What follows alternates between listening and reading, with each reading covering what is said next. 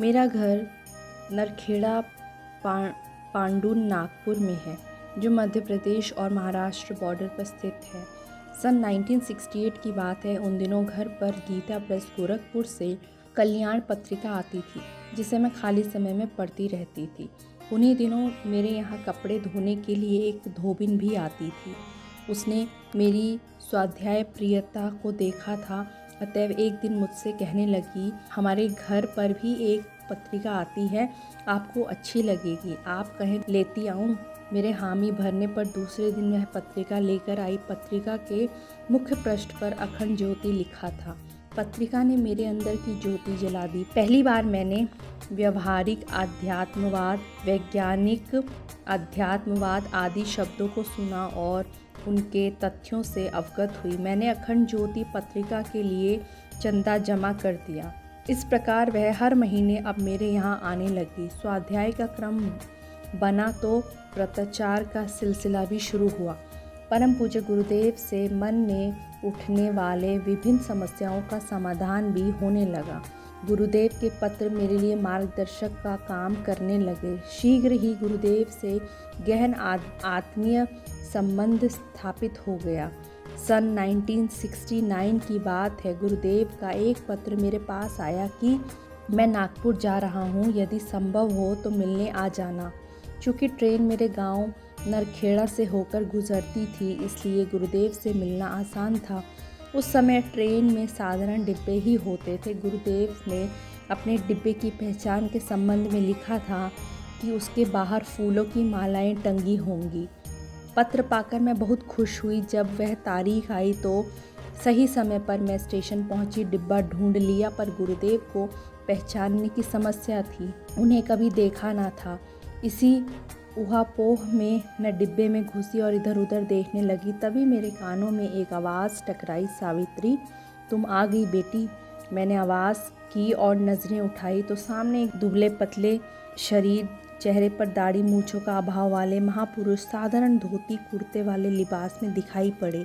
यहाँ मैं तनिक असमंजस में पड़ गई। मेरे मन में गुरुदेव की दूसरी छवि बसी थी।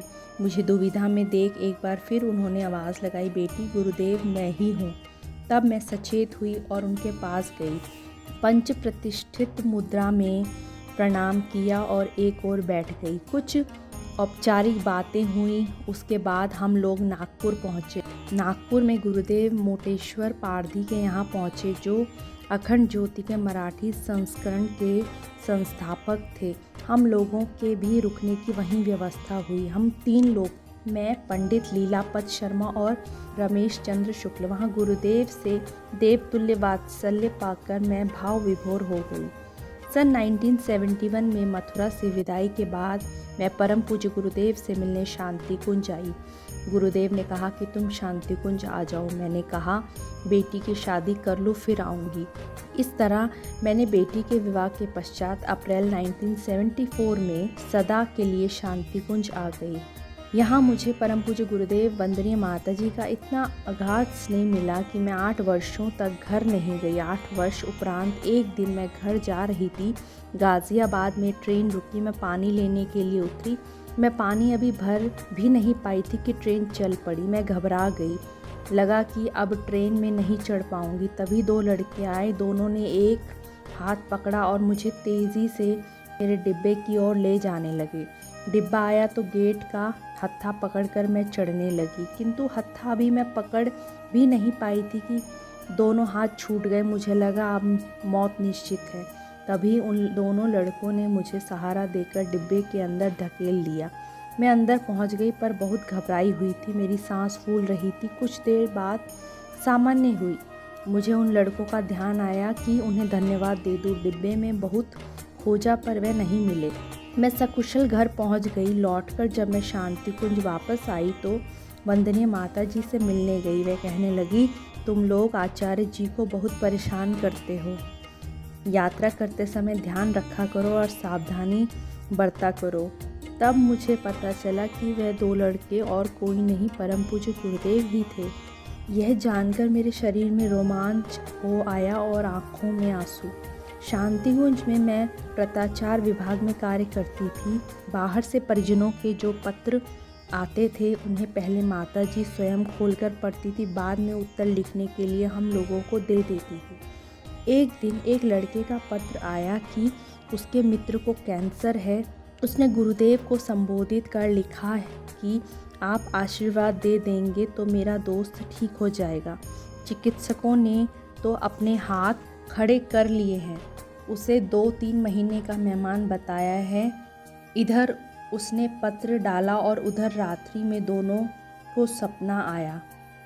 जिस लड़के ने पत्र लिखा था उसे गुरुदेव ने सपने में कहा कि मैंने तेरे मित्र का ऑपरेशन कर दिया है जिसे कैंसर था। उसने सपने में देखा कि गुरुदेव उसका ऑपरेशन कर रहे हैं।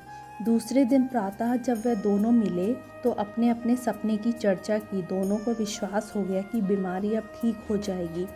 1 सप्ताह बाद वह जांच के लिए चिकित्सक के पास पहुंचे।